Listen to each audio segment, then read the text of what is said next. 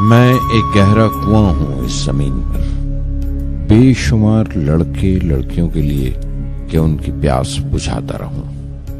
उसकी बेपनाह रहमत उसी तरह जर्रे जर्रे पर बरसती है जैसे कुआं सबकी प्यास बुझाता है। इतनी सी कहानी है मेरी, ज़ैनुल आबदीन और आशी अम्मा के बेटे की कहानी। उस लड़के की कहानी जो अखबारें बेचकर अपने भाई की मदद करता था। उस शागिर्द की कहानी जिसकी परवरिश शिव सुब्रमण्य अय्यर और अय्यादुराई सोलोमन ने की। उस विद्यार्थी की कहानी जिसे पंडले मास्टर ने तालीम दी, MG मेनन और प्रोफेसर साराभाई ने इंजीनियर की पहचान दी, जो नाकामियों और मुश्किलों में पलकर साइंसदान बना। और उस रहनुमा की कहानी जिसके साथ चलने वाले बेशुमार काबिल और हुनरमंद लोगों की टीम थी।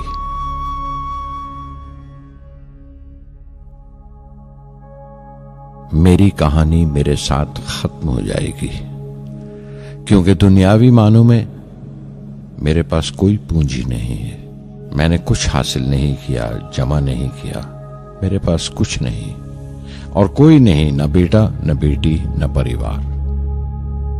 मैं दूसरों के लिए मिसाल नहीं बनना चाहता, लेकिन शायद कुछ पढ़ने वालों को प्रेरणा मिले कि अंतिम सुख रूह और आत्मा की तस्कीन है। खुदा की रहमत उनकी वरासत है। मेरे परदादा अव्वल, मेरे दादा फकीर और मेरे वालिद ज़ैनुल आबदीन का खानदानी सिलसिला अब्दुल कलाम पर खत्म हो जाएगा, लेकिन खुदा की रहमत कभी खत्म नहीं होगी, क्योंकि वो अमर है, लाफानी है। पूर्णमदः पूर्णमिदं पूर्णात् पूर्णमुदच्यते पूर्णस्य पूर्णमादाय पूर्णमेवावशिष्यते। ॐ पूर्णमदः पूर्णमिदं पूर्णात् पूर्णमुदच्यते पूर्णस्य पूर्णमादाय पूर्णमेवावशिष्यते। पूर्णमदः पूर्णमिदं पूर्णात् पूर्णमुदच्यते पूर्णस्य पूर्णमादाय पूर्णमेवावशिष्यते। पूर्णमदः पूर्णमिदं पूर्णात् पूर्णमुदच्यते पूर्णस्य पूर्णमादाय पूर्णमेवावशिष्यते।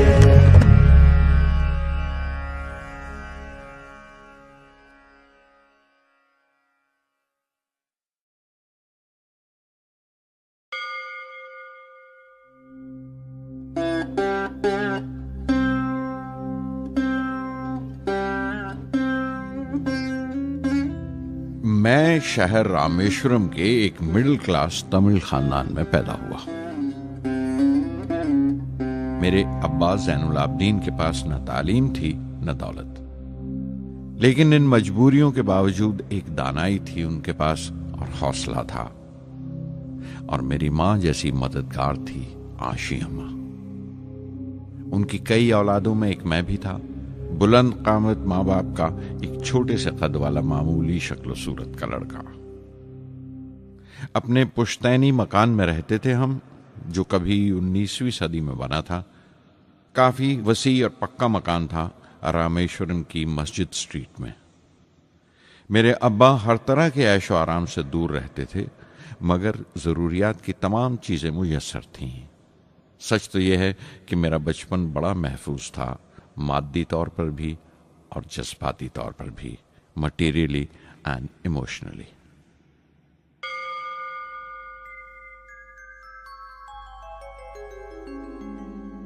रामेश्वरम का मशहूर शिव मंदिर हमारे घर से सिर्फ 10 मिनट की दूरी पर था। हमारे इलाके में ज्यादा आबादी मुसलमानों की थी, फिर भी काफी हिंदू घराने थे जो बड़े इत्तेफाक से पड़ोस में रहते थे। हमारे इलाके में एक बड़ी पुरानी मस्जिद थी, जहां मेरे अब्बा मुझे हर शाम नमाज पढ़ने के लिए ले जाया करते थे।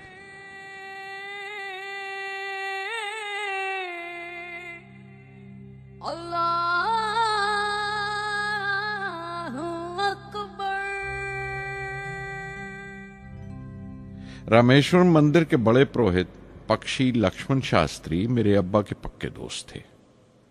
मेरी बचपन की यादों में आंकी हुई एक याद ये भी थी कि अपने अपने रवायती लिबास में बैठे हुए वो दोनों कैसे रूहानी मसलों पर देर देर तक बातें करते रहते थे। मेरे अब्बा मुश्किल से मुश्किल रूहानी मामलों को भी तमिल की आम जबान में बयान कर लिया करते थे। एक बार मुझसे कहा था, जब आफत आए तो आफत की वजह समझने की कोशिश करो, मुश्किलें हमेशा खुद को परखने का मौका देती हैं।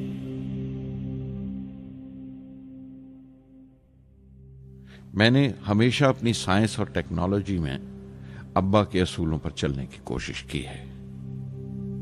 मैं इस बात पर यकीन रखता हूं कि हमसे ऊपर भी एक आला ताकत है, एक महान शक्ति है जो हमें मुसीबत, मायूसी और नाकामियों से निकालकर सच्चाई के मुकाम तक पहुंचाती है। मैं करीब 6 बरस का था जब अब्बा ने एक लकड़ी की कश्ती बनाने का फैसला किया, जिसमें वो यात्रियों को रामेश्वरम से धनुषकोडी का दौरा करा सकें, ले जाएं और वापस ले आएं। वो समंदर के साहिल पर लकड़ियां बिछाकर कश्ती का काम किया करते थे। एक और हमारे रिश्तेदार के साथ, अहमद जलालुद्दीन। बाद में उनका निकाह मेरी आपा जोहरा के साथ हुआ। अहमद जलालुद्दीन हालांकि मुझसे 15 साल बड़े थे, फिर भी हमारी दोस्ती आपस में जम गई थी। हम दोनों हर शाम लंबी सैर को निकल जाया करते थे। मस्जिद गली से निकलकर हमारा पहला पड़ाव शिव मंदिर हुआ करता था, जिसके गिर्द हम उतनी ही श्रद्धा से परिक्रमा करते थे जिस श्रद्धा से बाहर से आए हुए यात्री। जलालुद्दीन ज्यादा पढ़ लिख नहीं सके उनके घर के हालात की वजह से, लेकिन मैं जिस जमाने की बात कर रहा हूं, उन दिनों हमारे इलाके में सिर्फ वही एक शख्स था जो अंग्रेजी लिखना जानता था। जलालुद्दीन हमेशा तालीम याफ्ता पढ़े लिखे लोगों के बारे में बातें करते थे, साइंस की इजाद, मेडिसिन और उस वक्त के लिटरेचर का जिक्र किया करते थे। एक और शख्स जिसने बचपन में मुझे बहुत मुतासिर किया वो मेरा कजन था, मेरा चचेरा भाई शमसुद्दीन।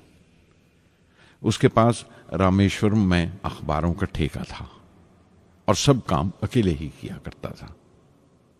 हर सुबह अखबार रामेश्वरम रेलवे स्टेशन पर ट्रेन से पहुंचता था।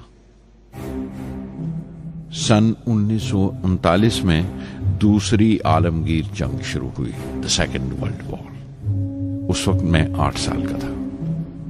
हिंदुस्तान को इत्तेहादी फौजों के साथ शामिल होना पड़ा और एक इमरजेंसी के से हालात पैदा हो गए थे। सबसे पहली दुर्घटना यह हुई कि रामेश्वरम स्टेशन पर आने वाली ट्रेन का रुकना कैंसिल कर दिया गया और अखबारों का गट्ठा अब रामेश्वरम और धनुषकोडी के बीच से गुजरने वाली सड़क पर चलती ट्रेन से फेंक दिया जाता। शमसुद्दीन को मजबूरन एक मददगार रखना पड़ा जो अखबारों के गट्ठे सड़क से जमा कर सके। वो मौका मुझे मिला और शमसुद्दीन मेरी पहली आमदनी की वजह बना। हर बच्चा जो पैदा होता है वो कुछ समाजी और आर्थिक हालात से जरूर असरअंदाज होता है और कुछ अपने जज्बाती माहौल से भी। उसी तरह उसकी तरबियत होती है। मुझे दयानतदारी और सेल्फ डिसिप्लिन अपने अब्बा से विरासत में मिला था और मां से अच्छाई पर यकीन करना और रहमदिली। लेकिन जलालुद्दीन और शमसुद्दीन की सोहबत से जो असर मुझ पर पड़ा, उससे सिर्फ मेरा बचपन ही महज अलग नहीं हुआ, बल्कि आइंदा जिंदगी पर भी उसका बहुत बड़ा असर पड़ा।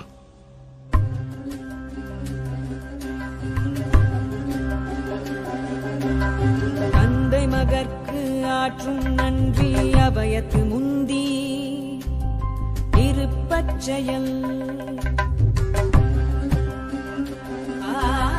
தந்தை மகற்கு ஆற்றும் நன்றி அபயத்து முந்தி இருப்பச்செயல் இருப்பச்செயல் மகன் தந்தைக்கு ஆற்றும் உதவி இவன் தந்தை என்னோற்றான் கொள்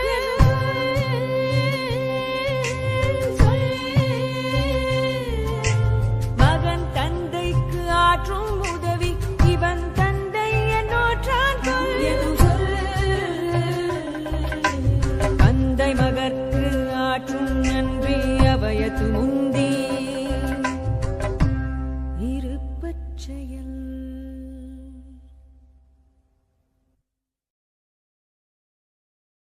फिर जंग खत्म हो गई और हिंदुस्तान की आज़ादी बिल्कुल यकीनी हो गई। मैंने अब्बा से रामेश्वरम छोड़ने की इजाज़त चाही।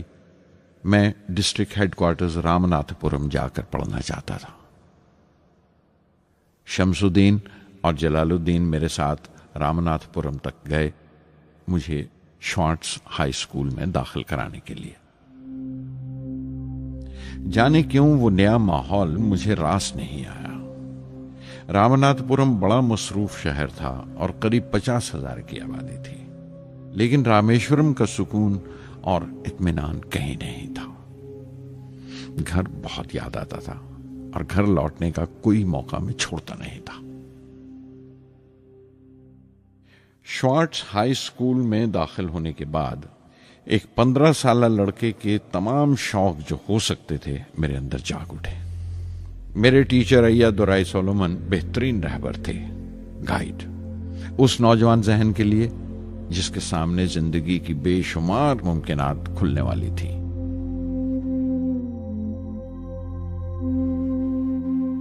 रामनाथपुरम के उस अरसा क़याम में उनसे मेरा रिश्ता उस्ताद शागिर्द या गुरु शिष्य से भी आगे निकल गया।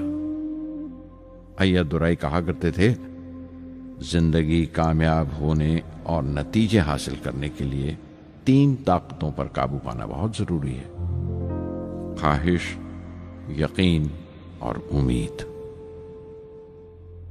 अय्या दुराई सोलोमन, जो बाद में रेवरेंड हो गए, कहा करते थे, इससे पहले कि मैं चाहूं कुछ हो जाए, ये जरूरी है कि मेरे अंदर उसकी पूरी शिद्दत से ख्वाहिश हो और यकीन हो कि वो होगा। मैं अपनी जिंदगी से अगर मिसाल दूं तो मुझे बचपन से ही आसमान के इसरार और परिंदों की परवाज हमेशा हैरान करती थी, फैसिनेट करती थी। समंदर में कूंजों और बगलों को ऊंची उड़ाने लगाते देखता था तो उड़ने को जी करता था।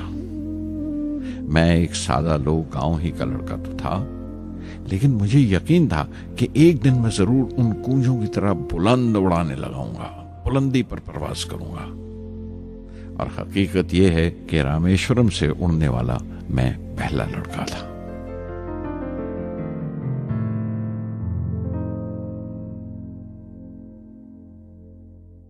श्वार्ट्ज स्कूल में तालीम खत्म करते करते मेरे अंदर खुद एतमादी बस चुकी थी और मुझे यकीन था कि मैं जरूर कामयाबी हासिल करूंगा।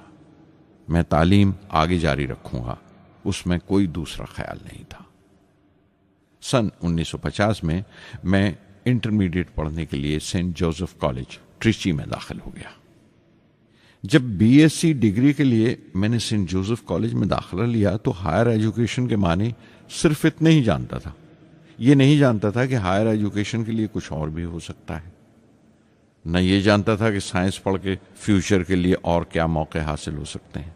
बीएससी पास करने के बाद ही जान पाया कि फिजिक्स मेरा सब्जेक्ट नहीं था। अपने ख्वाब को पूरा करने के लिए मुझे इंजीनियरिंग में जाना चाहिए था। पता नहीं क्यों कुछ लोगों का ऐसा ख्याल है कि साइंस आदमी को खुदा से मुनकर कर देती है, लेकिन मेरे लिए तो साइंस एतमाद, विश्वास और रूहानी तस्कीन की वजह रही है। किसी तरह मैं MIT यानी मद्रास इंस्टीट्यूट ऑफ टेक्नोलॉजी के उम्मीदवारों की लिस्ट में तो आ गया, लेकिन उसका दाखला बहुत महंगा था। कम से कम 1,000 रुपए की जरूरत थी और मेरे अब्बा के पास इतने रुपए नहीं थे। उस वक्त मेरी अक्का, मेरी आपा जोहरा ने अपने सोने के कड़े और चेन बेचकर मेरी फीस का इंतजाम किया। मुझ पर उसकी उम्मीद और यकीन देखकर मैं पसीज गया।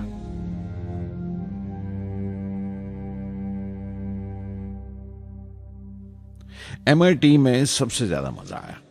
वहां 2 हवाई जहाज रखे देखकर जो उड़ान से बरी कर दिए गए थे, मुझे उनकी तरफ एक अजीब सा खिंचाव महसूस होता था।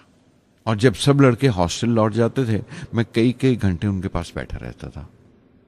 फर्स्ट ईयर मुकम्मल करने के बाद जब मुझे अपने ज़्यादा खुसूसी मजमून चुनना थे, यानी अपनी स्पेशल ब्रांच का चुनाव करना था, तो मैंने फॉरेन एरोनॉटिकल इंजीनियरिंग का चुनाव कर लिया। MIT की तालीम के दौरान मुझे 3 टीचर्स ने बहुत मुतासिर किया। Professor Sponder, professor KAV Pandalai, professor Narasimha Rao. Professor Sponder technical aerodynamics सिखाते थे। एरोनॉटिकल इंजीनियरिंग में दाखिले से पहले मैंने उनसे सलाह ली थी। उन्होंने समझाया था कि मुझे मुस्तकबिल का फैसला करने से पहले मुस्तकबिल की मुमकिनात के बारे में नहीं सोचना चाहिए, बल्कि सोचना चाहिए एक अच्छी बुनियाद के लिए और अपने रुझान और इश्तियाक के बारे में कि उसमें कितनी शिद्दत है, मेरे एप्टीट्यूड्स और एस्पिरेशन में कितनी इंटेंसिटी है।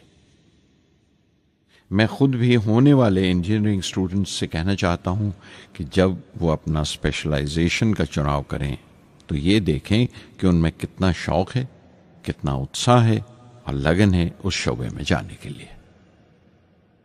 प्रोफेसर KAV पंडले ने मुझे एरोस्ट्रक्चर डिज़ाइन सिखाया और उसका तज्जिया भी, विश्लेषण, एनालिसिस भी। वो बड़े खुशदिल और दोस्त टीचर थे और हर साल कोई ना कोई नया तरीका, नया नजरिया लेकर आते थे कोर्स में। प्रोफेसर नरसिंह राव मैथमेटिशियन थे। वो एरोडायनेमिक्स की थ्योरी सिखाया करते थे। उनकी क्लास में दाखिल होकर मुझे मैथमेटिकल फिजिक्स बाकी तमाम सब्जेक्ट से ज्यादा अच्छा लगने लगा। साध संगी हरि हरि नाम चित्तारा चित्तारा,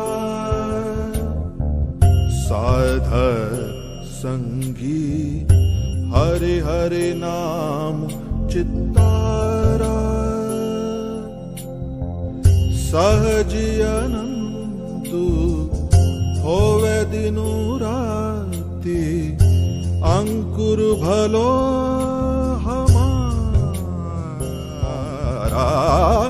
साध संगी साध संगी।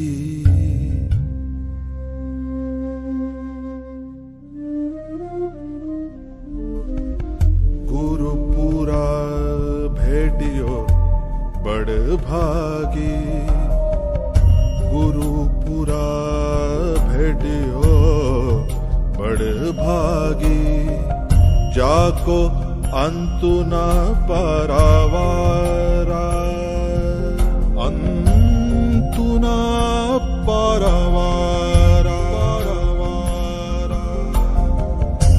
नानक सरनी कही स्वामी की, पुनः पुनः नमस्कार,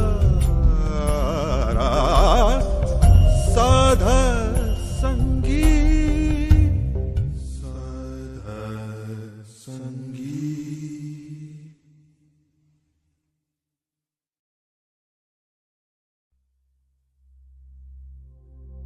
MIT से मैं बेंगलोर के हिंदुस्तान एरोनॉटिक्स लिमिटेड HAL में बतौर ट्रेनी दाखिल हो गया। HAL से जब मैं एरोनॉटिकल इंजीनियरिंग ग्रेजुएट बनकर निकला तो जिंदगी ने 2 मौके मेरे सामने खड़े कर दिए और दोनों मेरी परवाज के देरीना ख्वाब पूरे कर सकते थे। एक मौका था एयरफोर्स का, दूसरा मिनिस्ट्री ऑफ डिफेंस में directorate of technical development and production का। मैंने दोनों में अर्जी भेज दी और बैक वक्त दोनों से इंटरव्यू का बुलावा आ गया। एयरफोर्स के लिए मुझे देहरादून बुलाया गया था और डिफेंस के लिए दिल्ली। मेरे दोनों मुकाम 2000 किलोमीटर के फासले पर थे। ये पहला मौका था मेरा अपने वसी और विराट वतन को देखने का। खिड़की पर बैठा मैं इस देश की सरजमीन को पांव तले से बहता हुआ देख रहा था। हैरान था कि उत्तर की तरफ सफर करते हुए एक ही मुल्क का लैंडस्केप कैसे बदलता चला जाता है। मैं 1 हफ्ता दिल्ली में ठहरा, डिफेंस मिनिस्ट्री का इंटरव्यू दिया। इंटरव्यू अच्छा हुआ था। वहां से मैं देहरादून गया एयरफोर्स सिलेक्शन बोर्ड के इंटरव्यू के लिए। 25 उम्मीदवारों में मैं 9वें नंबर पर आया। मेरा दिल बैठ गया, बहुत मायूस हुआ और कई दिन तक अफसोस रहा कि एयरफोर्स में जाने का मौका मेरे हाथ से निकल गया। मैं ऋषिकेश चला गया, दिल पर यह बोझ लेकर कि आने वाले दिन बड़े सख्त होंगे।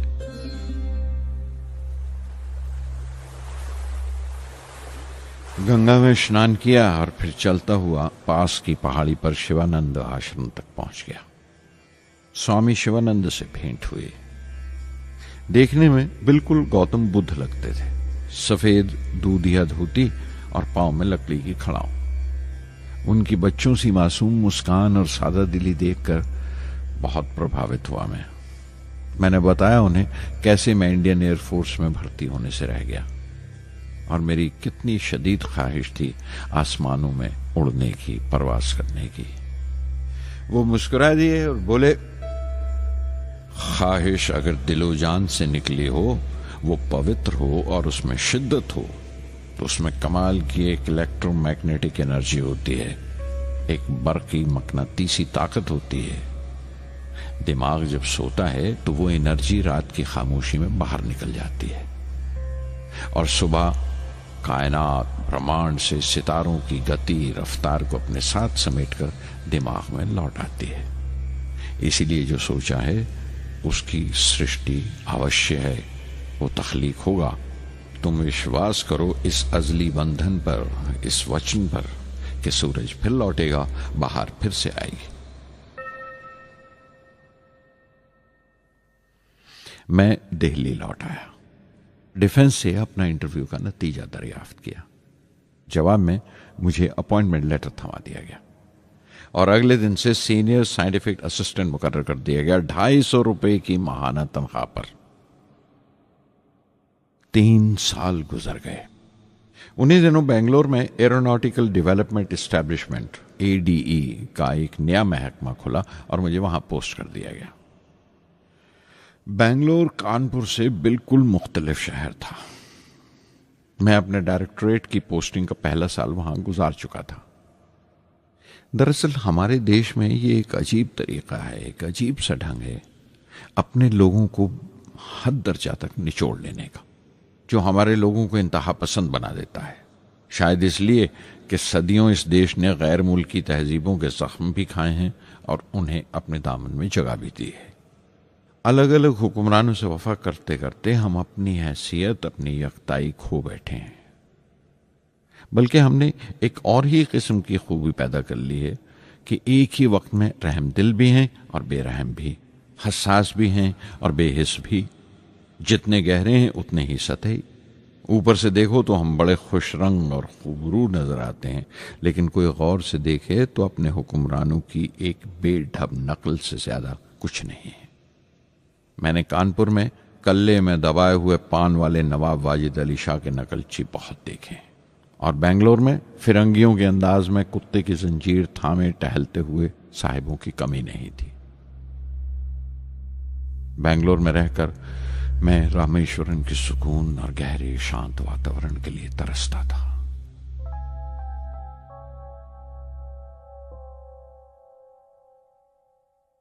पहले साल तो ADE में कोई ज्यादा काम नहीं था। एक प्रोजेक्ट टीम बनाई थी कि 3 सालों में एक स्वदेशी हॉवरक्राफ्ट तैयार करें और वो वक्त से पहले तैयार हो गया। नंदी उसका नाम रखा गया, शिव की सवारी के आधार पर। उसका डिजाइन हमारी उम्मीद से ज्यादा अच्छा था, लेकिन मैं सख्त मायूस हुआ जब आपसी कंट्रोवर्सीज की बिना पर सारा प्रोजेक्ट बालाए ताक रख दिया गया, बंद कर दिया गया। Professor MGK Menon, Tata institute of fundamental research के डायरेक्टर, एक रोज अचानक ही हमारी जांच पड़ताल को आ पहुंचे। नंदी का जिक्र निकला। मुझसे पूछताछ करते हुए उन्होंने ख्वाहिश जाहिर की एक 10 मिनट की उड़ान के लिए।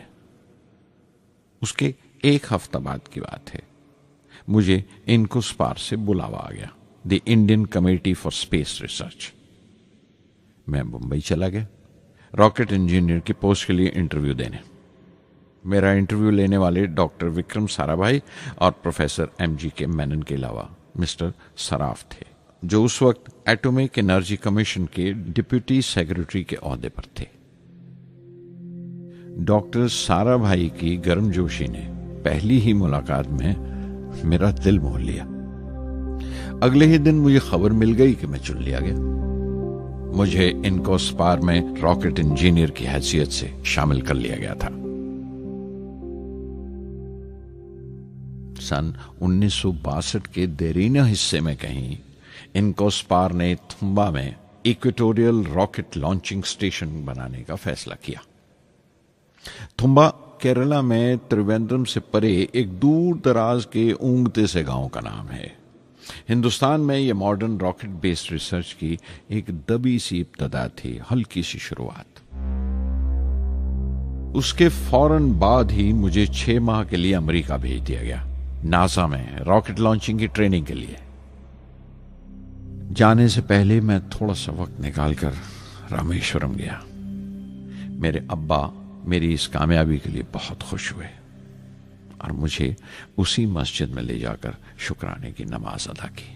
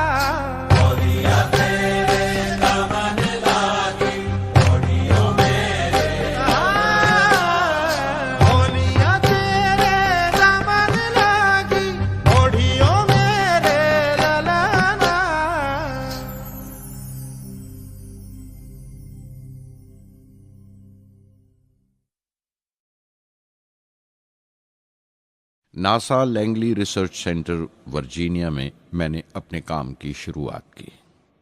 बाद में Goddard space flight centre Maryland चला गया। मैं अपना इंप्रेशंस अमेरिकन्स के बारे में बेंजामिन फ्रैंकलिन के इस जुमले से बयान कर सकता हूं, जिन बातों से तकलीफ होती है उनसे तालीम भी मिलती है। हिंदुस्तानी तंजीमों में, यहां की ऑर्गेनाइजेशंस में एक बड़ी मुश्किल है। जो ऊपर हैं वो बड़े मगरूर हैं। अपने से छोटों की, जूनियर्स और सबऑर्डिनेट्स की राय लेना अपनी हद तक समझते हैं। कोई शख्स भी अपनी खूबी दिखा नहीं सकता अगर आप उसे मलामत ही करते रहें। उसूल और पाबंदी, पाबंदी और सख्ती, सख्ती और जुल्म के बीच की लाइन बड़ी महीन है, बारीक है। उसकी पहचान बहुत जरूरी है। मैं जैसे ही नासा से लौटा, फौरन बाद हिंदुस्तान का पहला रॉकेट लॉन्च वाक़या हुआ 21 नवंबर सन 1963। वो साउंडिंग रॉकेट था, नाम नाइकी अपैची। नाइकी अपैची की कामयाबी के बाद प्रोफेसर साराभाई ने अपनी आरजू, अपने एक ख्वाब का इजहार किया। एक Indian satellite launch vehicle ISLV का सपना। हिंदुस्तानी रॉकेट का ख्वाब 20वीं सदी में एक तरह से 18वीं सदी का ख्वाब भी कहला सकता है, जो टीपू सुल्तान ने देखा था। टीपू सुल्तान की फौज में 27 ब्रिगेड थे जो खुशून कहलाते थे, और हर एक ब्रिगेड में एक दस्ता था रॉकेटमैन का जो साथ रहा करता था और जुर्क्स कहलाता था। जब टीपू सुल्तान मारा गया तो अंग्रेजों ने 700 रॉकेट्स और 900 रॉकेट के सब सिस्टम्स बरामद किए 1799 में तिरुकन्नाहल्ली की जंग के बाद। वो रॉकेट्स विलियम कॉन्गरीव ने इंग्लैंड भिजवा दिए जांच पड़ताल के लिए, उसकी तकनीक समझने के लिए, जिसे आज की साइंसी जबान में हम रिवर्स इंजीनियरिंग कहते हैं। टीपू सुल्तान की मौत के साथ उस ख्वाब की भी मौत हो गई, कम से कम 150 साल के लिए। पंडित जवाहरलाल नेहरू की बदौलत वो रॉकेटरी का ख्वाब एक बार फिर हिंदुस्तान में जिंदा हुआ। प्रोफेसर साराभाई ने उस ख्वाब को हकीकत बनाने की जिम्मेदारी अपने सर ले ली। बहुत से तंग नजर लोगों को एतराज था इस बात पर कि इस मुल्क में जहां लोगों को 2 वक्त की रोटी नसीब नहीं होती, वहां इन स्पेस उड़ानों को, इन खलाई तहरीकों को क्यों तरजीह दी जा रही है। लेकिन प्रधानमंत्री पंडित नेहरू और प्रोफेसर साराभाई के नजरिए में किसी किस्म का मुबालगा नहीं था। उनके नजरिए बिल्कुल साफ थे कि अगर दुनिया के मुल्कों में और दुनिया के मसलों में कोई हिस्सा लेना है, शिरकत करनी है, हिंदुस्तान को कोई हैसियत हासिल करनी है, तो साइंस और टेक्नोलॉजी की तरक्की और खुद मुख्तारी, सेल्फ रिलायंस अशद जरूरी है। और उनका मकसद ताकत का मुजाहिरा हरगिज नहीं था। सहज पके सो मीठा होए। थुम्बा में 2 रॉकेट सहज पके मगर कामयाब हुए, एक रोहिणी, दूसरा मेनका। अगला साल लगा ही था जब प्रोफेसर साराभाई ने मुझे दिल्ली बुला भेजा। एक मीटिंग थी और मीटिंग में ग्रुप कैप्टन VS नारायणन से मेरा तारुफ कराया गया, जो एयर हेडक्वार्टर्स से थे। प्रोफेसर साराभाई ने रेटो तैयार करने का इरादा जाहिर किया, rocket assisted take off system, एक मिलिट्री एयरक्राफ्ट जो रॉकेट की मदद से उड़ाया जा सके बड़ी छोटी सी जगह में। शाम तक यह खबर भी आम हो गई कि हिंदुस्तान एक खुद साख्ता मिलिट्री एयरक्राफ्ट तैयार कर रहा है और मैं उस प्रोजेक्ट का मुख्तार हूं, जिम्मेदार हूं। मैं कई तरह के जज्बात से भर गया, खुश भी था, शुक्रगुजार भी, खुशकिस्मत भी, और एक एहसास हुआ तकमील का, फुलफिलमेंट का। 19वीं सदी के एक शायर की ये सतरें बहुत याद आई। हर दिन के लिए तैयार रहो, हर दिन को एक तरह ही मिलो। जब ओखली हो बर्दाश्त करो, जब दस्ता हो तो वार करो। रेटो पे काम करते हुए 2 अहम वाकयात हुए। पहला तो यह था कि अपने देश में पहली बार स्पेस रिसर्च का 10 साला प्रोग्राम तैयार हुआ, जिसके ऑथर थे प्रोफेसर साराभाई। मेरे लिए वो एक ऐसा रोमानी मैनिफेस्टो था जैसे स्पेस से इश्क करने वाले किसी शायर की रोमानी नज्म हो, जैसे कोई अपने देश के आसमान से इश्क करने लगा हो। और दूसरा वाकया मिनिस्ट्री ऑफ डिफेंस में मिसाइल पैनल का तैयार होना। नारायणन और मैं, हम दोनों उस पैनल के मेंबर थे। उस वक्त तक भविष्य की आने वाली SLV सैटेलाइट लॉन्च व्हीकल का नाक नक्शा भी तैयार हो चुका था। प्रोफेसर साराभाई अपने देरीना ख्वाब को ताबीर देने के लिए कुछ और साथियों का चुनाव कर चुके थे। मैं खुद को खुशकिस्मत समझता हूं कि मुझे उस प्रोजेक्ट का लीडर चुना गया। उस पर प्रोफेसर साराभाई ने मुझे एक और जिम्मेदारी भी सौंपी कि लॉन्च की 4थी स्टेज मैं ही डिजाइन करूं। यह मामूल था, मेरा आदत थी कि हर मिसाइल पैनल की मीटिंग के बाद मैं जाकर प्रोफेसर साराभाई को पूरी तफसील, पूरी रिपोर्ट देता था। दिल्ली में ऐसी ही एक मीटिंग के बाद 23 दिसंबर 1971 को मैं त्रिवेंद्रम लौट रहा था और उस दिन प्रोफेसर साराभाई थुम्बा में SLV का मुआयना करने गए हुए थे। दिल्ली एयरपोर्ट के लाउंज से मैंने उन्हें फोन किया, पैनल मीटिंग की तफसील बताई। प्रोफेसर साराभाई ने मुझे कहा कि मैं त्रिवेंद्रम एयरपोर्ट पर उनका इंतजार करूं। मैं जब त्रिवेंद्रम पहुंचा तो फिजा में एक मातम बिछा हुआ था। मुझे खबर दी गई कि प्रोफेसर साराभाई नहीं रहे। चंद घंटे पहले दिल का दौरा पड़ने से उनका इंतकाल हो गया। मैं थर्रा के रह गया। चंद घंटे पहले ही तो मैंने उनसे बात की थी। मेरे लिए वो बहुत बड़ा सदमा था। प्रोफेसर साराभाई मेरी नजर में इंडियन साइंस के राष्ट्रपिता हैं, जैसे राष्ट्र के पिता महात्मा गांधी हैं। उन्होंने अपनी टीम से रहनुमा पैदा किए और खुद अपने अमल से उनके लिए मिसाल साबित हुए।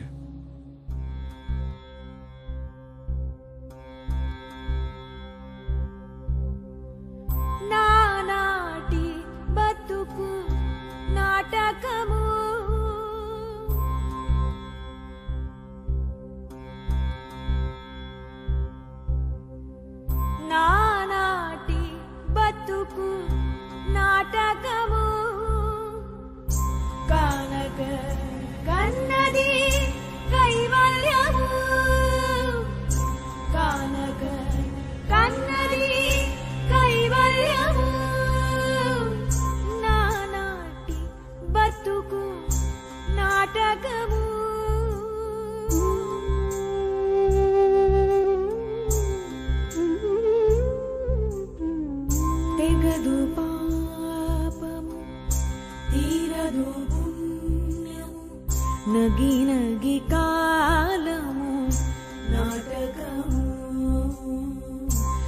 తీరదు పాపము తీరదు పుణ్యము నగి నగి కాలము నాటకము యగువన శ్రీ వెంకటేశ్వరుడేలిగే యగువన శ్రీ వెంకటేశ్వరుడేలిగే గగనము మీదిది కైవల్యము గగనము మీదిది కైవల్యము కైవల్యము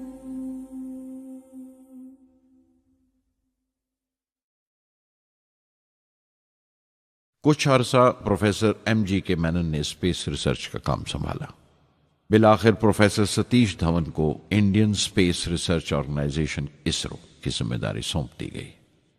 तुम्बा का पूरा कॉम्प्लेक्स एक बड़े पैमाने पर स्पेस सेंटर बना दिया गया और Vikram Sarabhai space centre VSSC का नाम दिया गया।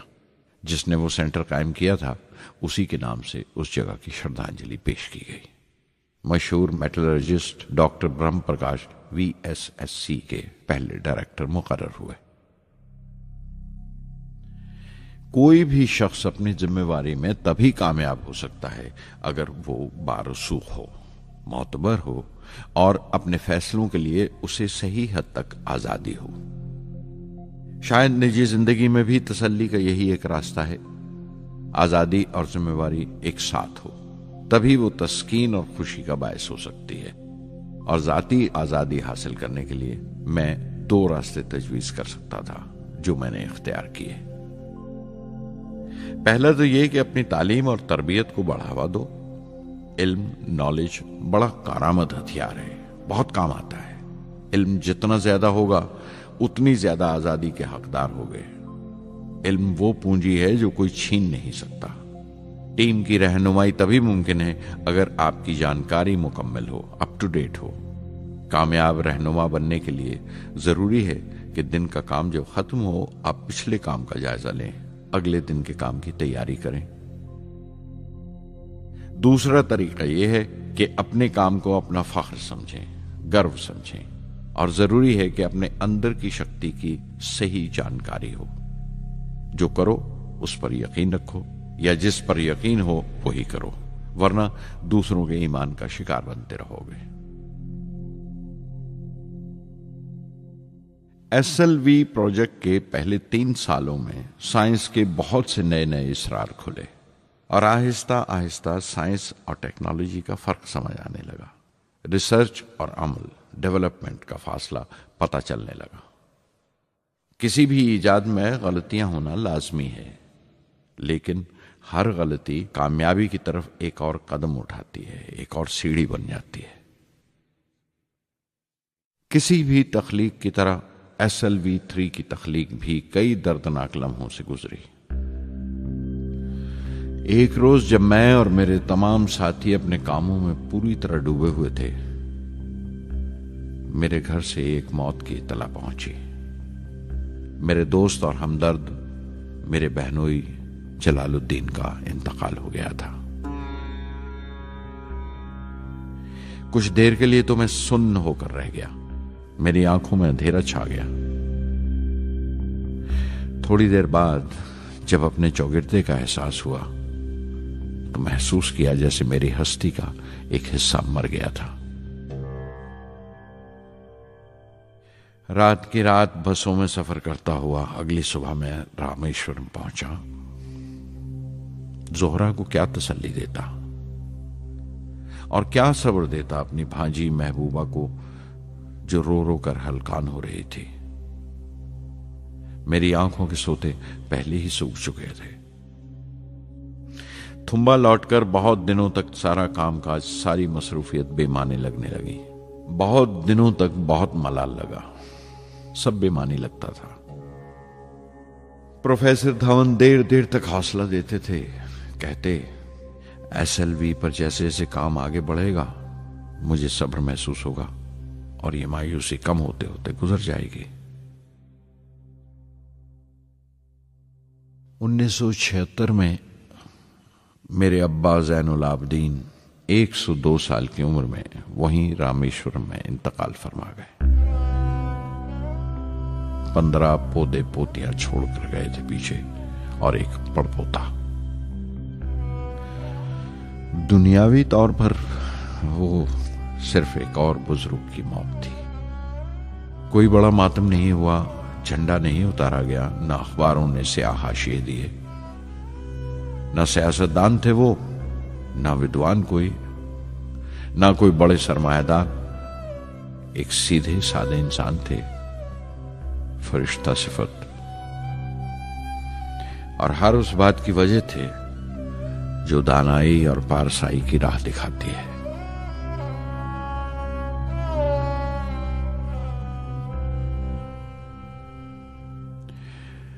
मैं बहुत देर तक अपनी मां के पास बैठा रहा, चुपचाप, और जब उठा थुम्बा लौटने के लिए तो उसने रुंधे गले से दुआएं दी मुझे।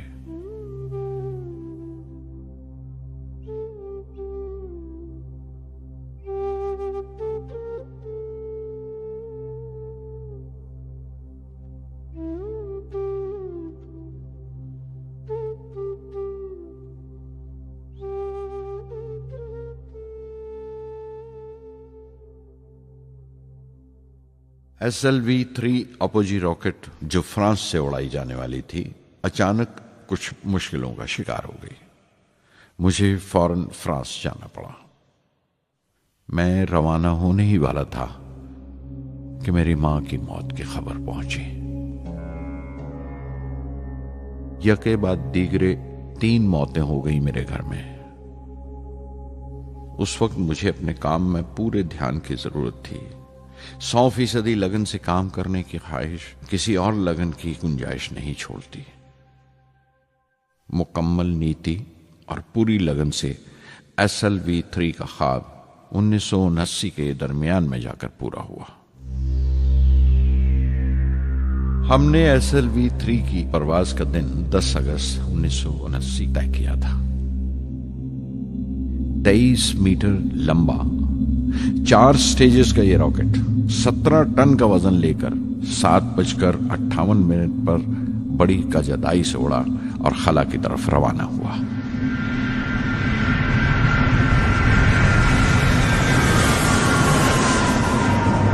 पहली स्टेज हर तरह से पुख्ता निकली और बड़े आराम से रॉकेट दूसरी स्टेज में दाखिल हो गया।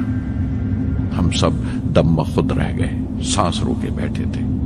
हमारे बरसों का ख्वाब आसमान की तरफ सफर कर रहा था। अचानक हमारे ख्वाब में दरार आई, हमारा सुकूत टूटा, हमारी खामोशी टूटी। दूसरी स्टेज काबू से बाहर होने लगी थी। 317 सेकंड के बाद परवाज टूट गई। मेरी मेहनत और उम्मीद चौथी स्टेज को साथ लेकर तमाम मलबा श्रीहरिकोटा से 560 किलोमीटर दूर समंदर में जाके गिरा।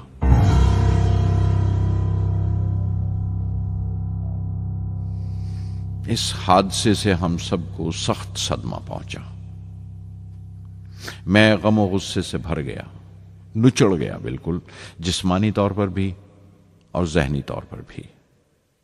मैं सीधा अपने कमरे में गया और बिस्तर में धंस गया। मैंने अपने कंधे पर एक दिलासे का हाथ महसूस किया तो आंख खोली। दोपहर ढल चुकी थी, शाम करीब थी। डॉक्टर ब्रह्म प्रकाश मेरे सराहने बैठे थे। उनकी इस हमदर्दी ने छू लिया मुझे। मैं उदास था, मायूस था, लेकिन अकेला नहीं।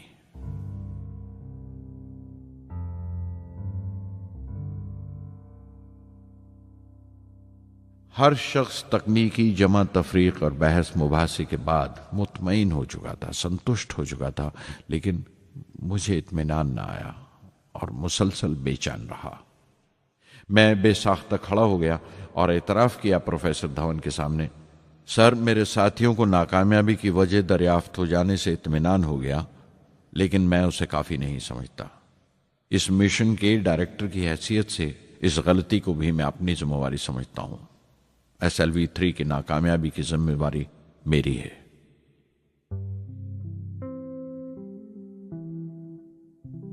साइंस का काम कमाल दर्जा उत्साह भी देता है, खुशी भी और उतनी ही गहरी मायूसी भी। इस तरह के वाकयात सोच सोचकर मैं दिल को ढारस देता रहा। यह ख्याल कि इंसान चांद पर उतर सकता है, सबसे पहले एक रूसी साइंटिस्ट ने सोचा था। उसे हकीकत बनने में 40 साल गुजर गए जब अमेरिका ने उसे पूरा किया। प्रोफेसर चंद्रशेखर ने चंद्रशेखर लिमिट का आविष्कार किया था 1930 में, जब कैम्ब्रिज में पढ़ रहे थे। लेकिन 50 साल बाद उन्हें उसी डिस्कवरी पर नोबेल प्राइज मिला। वॉन ब्रॉन अपनी सैटर्न लॉन्च व्हीकल से आदमी को चांद पर उतारने से पहले कितनी सारी नाकामियों से गुजरे होंगे। पहाड़ की चोटी पर उतरने से पहाड़ पर चढ़ने का तजुर्बा नहीं मिलता। जिंदगी पहाड़ की चढ़ानों पर मिलती है, चोटी पर नहीं। चढ़ानों पर ही तजुर्बे मिलते हैं और जिंदगी मंचती है और टेक्नोलॉजी तरक्की करती है। चोटी पर पहुंचने की कोशिश ही में चढ़ानों का इल्म हासिल होता है। मैं एक एक कदम चलता रहा, चढ़ता रहा चोटी की तरफ।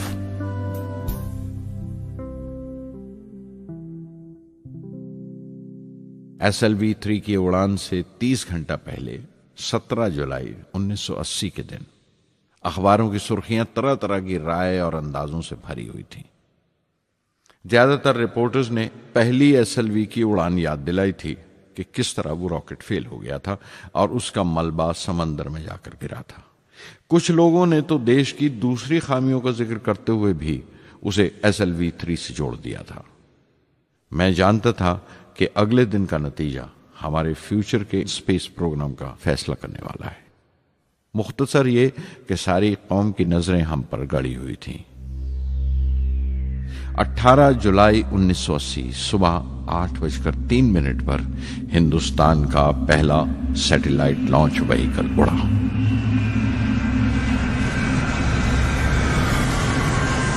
मैंने रोहिणी सैटेलाइट का तमाम डेटा कंप्यूटर पर जांचा। अगले 2 मिनट के अंदर अंदर रोहिणी अंतरिक्ष में था। उस तमाम शोरगुल के बीच में मैंने अपनी जिंदगी के सबसे अहम अल्फाज अदा किए। मैं मिशन डायरेक्टर बोल रहा हूं, एक जरूरी खबर सुनने को तैयार रहो। चौथी स्टेज कामयाबी के साथ रोहिणी सैटेलाइट को लेकर अंतरिक्ष में दाखिल कर रही है। मैं ब्लॉक से बाहर आया तो मेरे साथियों ने मुझे कंधों पर उठा लिया और नारे लगाते हुए जुलूस निकाला। सारी कौम में एक जोश की लहर दौड़ गई। हिंदुस्तान उन चंद कौमों में शामिल हो गया था जिनके पास सैटेलाइट लॉन्च की काबिलियत थी। हमारी कौम का एक ख्वाब पूरा हुआ था और हमारे इतिहास का एक नया बाब खुला, एक नया चैप्टर। प्रधानमंत्री इंदिरा गांधी ने मुबारकबाद का तार भेजा और सबसे ज्यादा हिंदुस्तान के साइंसदान खुश थे कि ये पूरी कोशिश स्वदेशी थी, हमारी अपनी थी। मैं कुछ मिले जुले जज्बात से गुजर रहा था। मैं खुश था कि पिछली 2 दहाइयों से जिस कोशिश में था बिलाखिर उसमें कामयाब हुआ। लेकिन उदास था जिन लोगों की बदौलत में यहां पहुंचा था वो लोग मेरे साथ नहीं थे।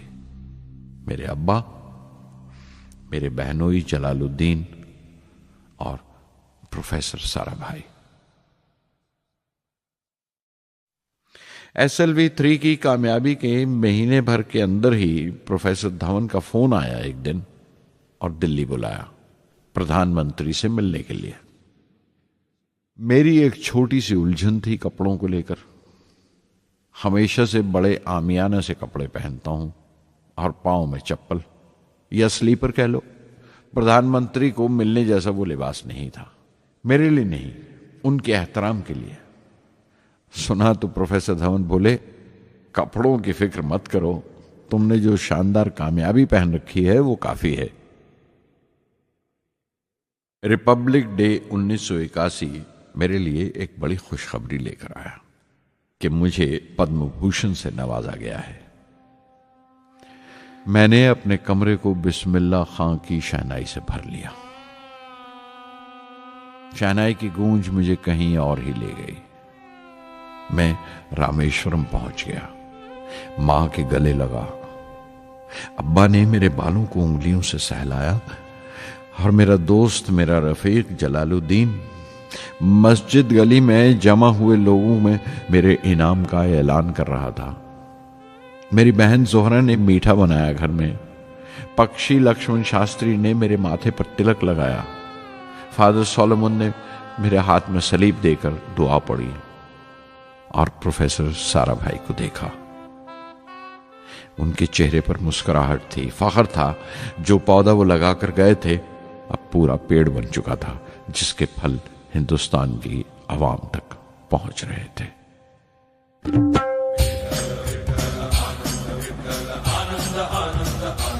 ओ आनंदाचे डोही आनंद तरंग, आनंदाचे डोही आनंद तरंग, आनंदाची अंग, आनंदाचे आनंदाची अंग, आनंदाचे आनंदाचे डोही आनंद तरंग, आनंदाचे डोही आनंद तरंग।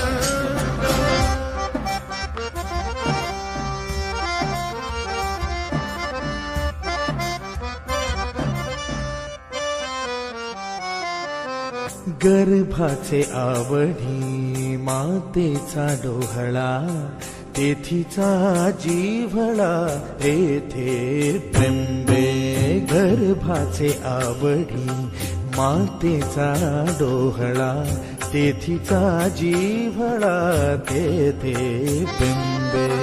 तुका म्हणे तैसा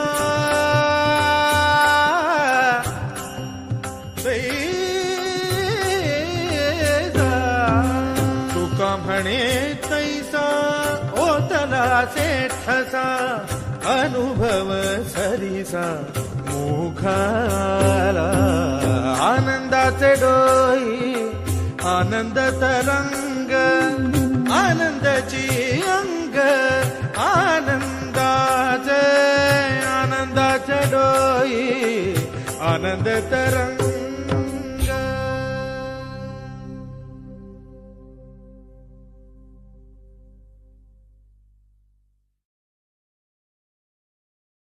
पहली जून 1982 मैंने defence research and development laboratory DRDL की जिम्मेवारी संभाल ली।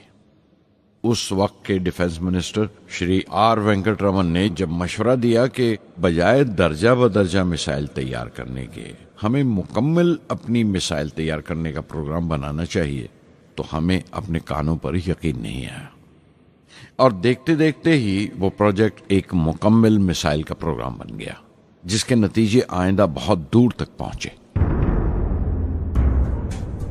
हर एक प्रोजेक्ट का नाम हिंदुस्तान की खुद मुख्तारी, सेल्फ रिलायंस का सबूत था।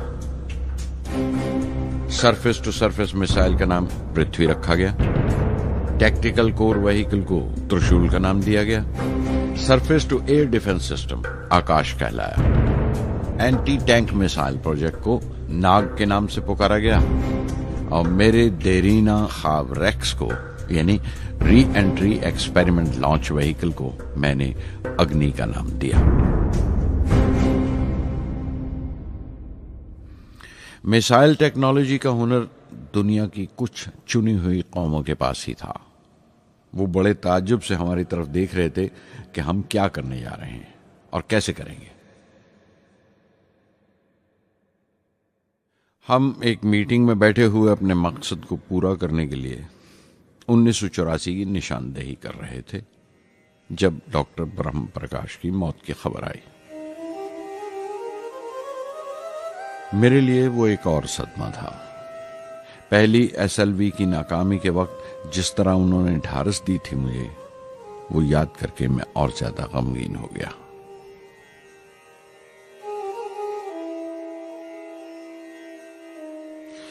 प्रोफेसर साराभाई अगर VSSC के निर्माता थे, बनाने वाले थे, तो डॉक्टर ब्रह्म प्रकाश उसके आमिल थे, एग्जीक्यूटर थे। उनकी विनम्रता ने मुझे बड़ी हद तक नरम कर दिया। और मैंने अपनी तुंद मिजाजी पर काफी काबू कर लिया। उनकी हलीमी सिर्फ अपनी खूबियों तक ही महदूद नहीं थी, बल्कि अपने से छोटों को इज्जत देना भी उनकी आदत में शामिल था। उनके बर्ताव और सलूक में ये बात नजर आ जाती थी कि कोई शख्स भी खामियों से खाली नहीं है। यहां तक कि अफसर भी, लीडर भी, रहनुमा भी, वो बहुत बड़े दानिश्वर थे। एक कमजोर से शरीर के अंदर उनमें बच्चों की सी मासूमियत थी। मुझे वो हमेशा साइंसदानों में संत नजर आते थे।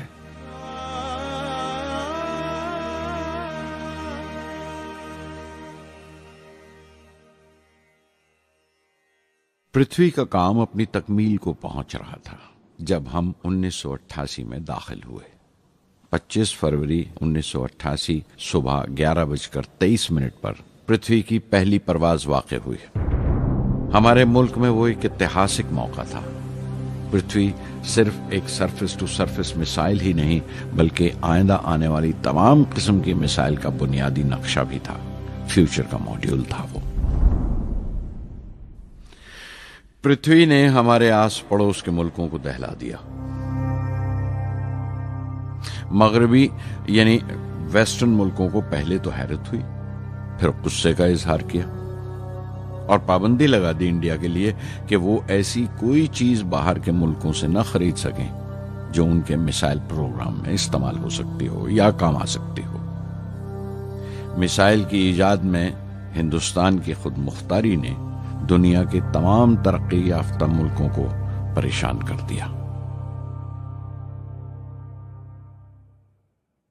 अग्नि की टीम में 500 से ज्यादा साइंसदान शामिल थे। अग्नि की परवाज 20 अप्रैल 1999 तय पाई थी। लॉन्च की तमाम तैयारियां मुकम्मल हो चुकी थीं और हिफाजत के लिए यह फैसला किया गया था कि लॉन्च के वक्त आसपास के तमाम गांव खाली करा दिए जाएं। अखबारात और दूसरी मीडिया ने इस बात को बहुत उछाला। 20 अप्रैल पहुंचते पहुंचते तमाम मुल्क की नजरें हम पर टिकी हुई थीं। दूसरे मुल्कों का दबाव बढ़ रहा था कि हम इस तजुर्बे को मुलतवी कर दें या खारिज कर दें, लेकिन सरकार मजबूत दीवार की तरह हमारे पीछे खड़ी रही और किसी तरह हमें पीछे नहीं हटने दिया।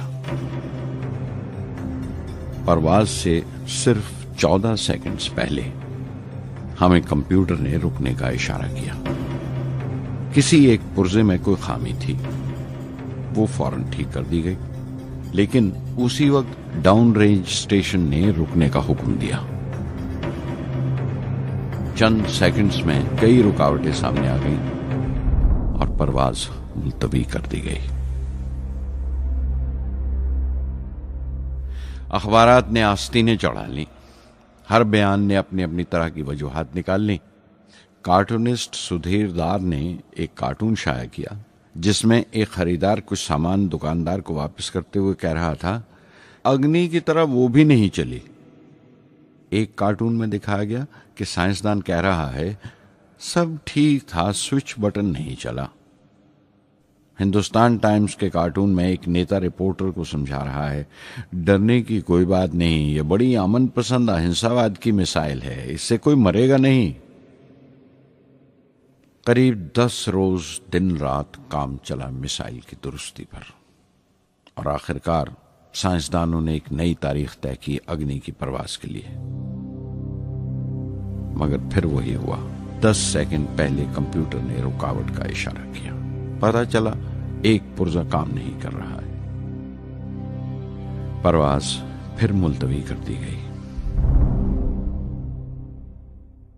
ऐसी बात किसी भी साइंसी तजुर्बे में हो जाना आम बात है। गैर मुल्कों में भी बहुत बार होता है, लेकिन उम्मीद से भरी हुई कौम हमारी मुश्किलें समझने को तैयार नहीं थी। हिंदू अखबार में केशव का एक कार्टून छपा जिसमें एक देहाती कुछ नोट गिनते हुए कह रहा था, मिसाइल के वक्त गांव से हट जाने का मुआवजा मिला है। 2-4 बार और ये तजुर्बा मुलतवी हुआ तो मैं पक्का घर बनवा लूंगा। अमोल बटर वालों ने अपने होर्डिंग पर लिखा, अग्नि को ईंधन के लिए हमारे बटर की जरूरत है। अग्नि की मुरम्मत का काम जारी रहा। आखिरकार एक बार फिर 22 मई की तारीख अग्नि की परवाज के लिए तय पाई। उसकी पिछली रात doctor Arunachalam, general KN Singh और मैं डिफेंस मिनिस्टर KC पंत के साथ चहलकदमी कर रहे थे।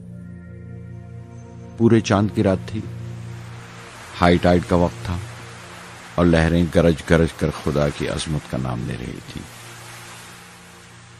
कल अग्नि की परवाज कामयाब होगी या नहीं, बार बार यही सवाल हमारे दिमाग में गूंज रहा था।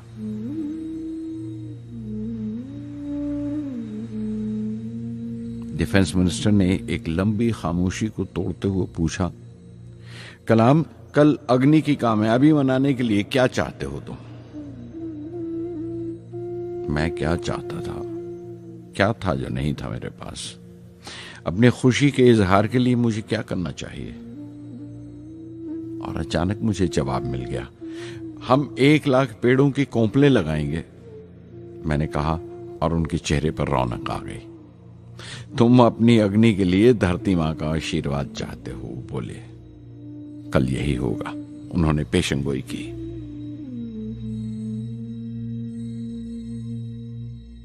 अगले दिन सुबह 7:10 पर अग्नि लॉन्च हुई। कदम कदम सही निकला। मिसाइल ने जैसे टेक्स्ट बुक याद कर ली हो, जैसे सबक याद कर लिया था। हर सवाल का सही जवाब मिल रहा था। लगता था एक लंबे खौफनाक ख्वाब के बाद एक खूबसूरत सुबह ने आंख खोली है। 5 साल की मुशक्कत के बाद हम इस लॉन्च पैड पर पहुंचे थे। इसके पीछे 5 लंबे सालों की नाकामयाबी, कोशिशें और इम्तिहान खड़े थे। इस कोशिश को रोक देने के लिए हिंदुस्तान ने हर तरह के दबाव बर्दाश्त किए थे, लेकिन हमने कर दिखाया जो करना था। मेरी जिंदगी का सबसे कीमती लम्हा था वो मुट्ठी भर सेकंड्स, 600 सेकंड की वो परवाज जिसने हमारी बरसों की थकान दूर कर दी, बरसों की मेहनत को कामयाबी का तिलक लगाया।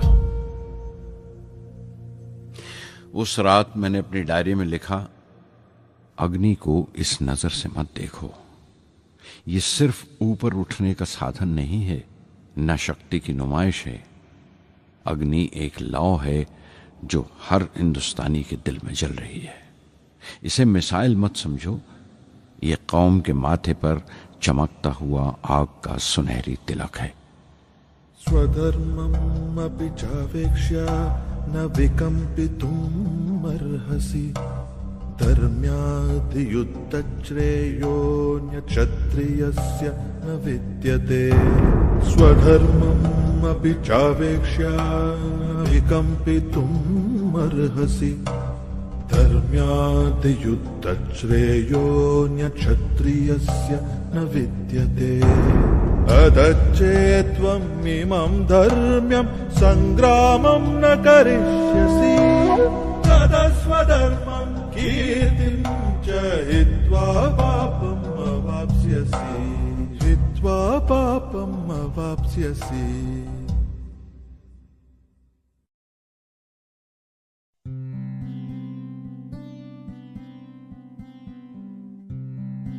'90 के रिपब्लिक डे पर देश ने मिसाइल प्रोग्राम की कामयाबी का जश्न मनाया। मुझे पद्म विभूषण से नवाजा गया और डॉक्टर अरुणाचलम को भी। 10 साल पहले पद्म भूषण की यादें एक बार फिर हरी हो गईं। रहन सहन मेरा अब भी वैसा ही था जैसा तब था। 10 बाय 12 का एक कमरा किताबों से भरा हुआ और कुछ जरूरत का फर्नीचर जो किराए पर लिया था। फर्क इतना ही था कि तब यह कमरा त्रिवेंद्रम में था, अब हैदराबाद में। वेटर मेरा नाश्ता लेकर आया, इडली और छाछ, और आंखों में एक खामोश मुस्कुराहट, मुबारकबाद की। मैं अपने हमवतनों की इस नवाजिश से छलक गया।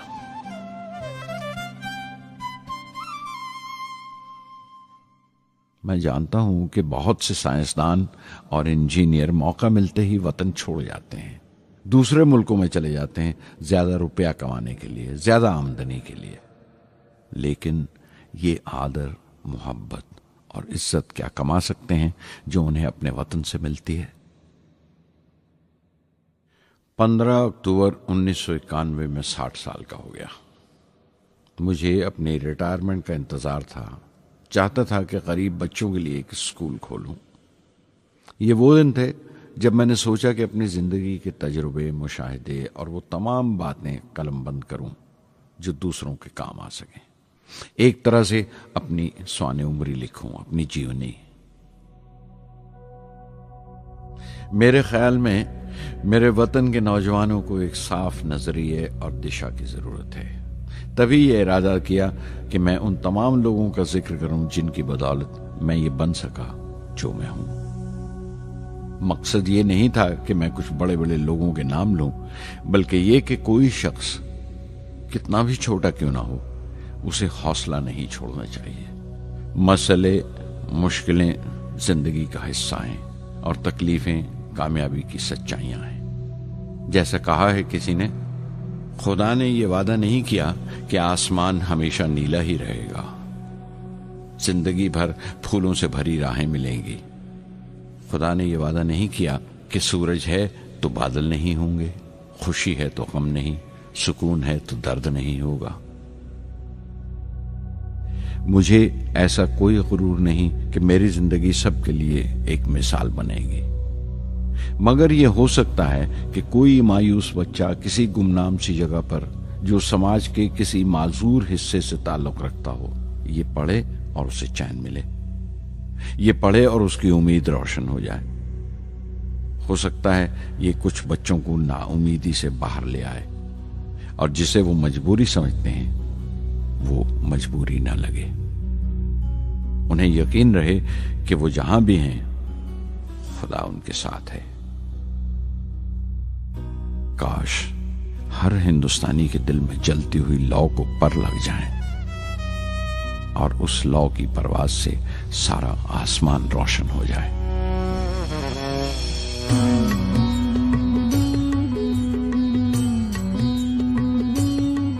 ये ज़मीं मेरी, मेरा आसमां, बड़ा खूबसूरत है जहां।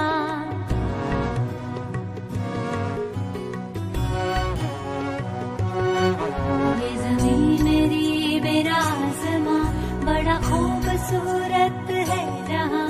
मेरी जिंदगी परवाज़ है, वो फिजा मेरी, मैं उड़ूं जहां। मेरी जिंदगी परवाज़ है, वो फिजा मेरी, मैं उड़ूं जहां। ये ज़मीं मेरी, मेरा आसमां, बड़ा खूबसूरत है जहां। कभी धूप लेप के आसमां हमने सुनहरी कर लिया।